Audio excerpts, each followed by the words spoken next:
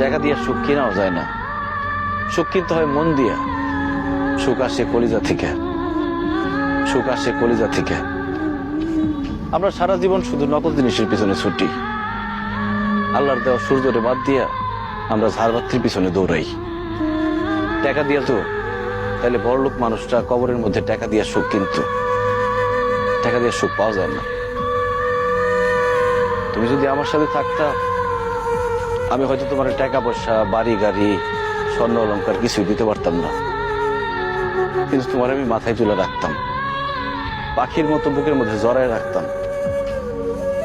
সেটা আমি পারি নাই, তুমি আমার সেই সুযোগ দাও নাই।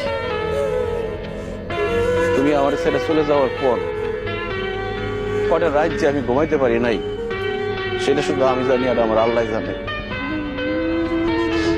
আমি কত চেষ্টা করছি, তোমার কত অনুরোধ করছিলাম, তোমার হাতে ধরছি, পায়ে পড়ছি, কিন্তু তুমি আমার সাথে থাকো নাই, আমার সাথে ছলনা করে চলে গেছো।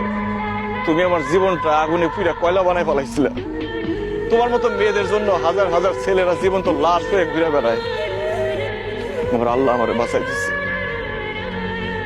তখন আমার জীবনে আসছে আয়েশা। আয়েশাও আমার মতো অশিক্ষিত, পড়াশোনা করে নাই, টাকার সুখ সে বুঝে না, কিন্তু সে যে আমার সম্মান করে আর ভালোবাসে, পৃথিবীর সবকিছু দিয়ে মনে হয় সেই ভালোবাসা পাওয়া যাবে না। আমি আলহামদুলিল্লাহ ভালো আছি, দোয়া করি তুমিও ভালো থাকো। তোমার প্রতি আমার কোনো রাগ অভিমান নাই, তুমি তোমার ভুল বুঝতে পারছো, আল্লাহর কাছে মাফ চাও, আল্লাহ সুখ দিতে পারে।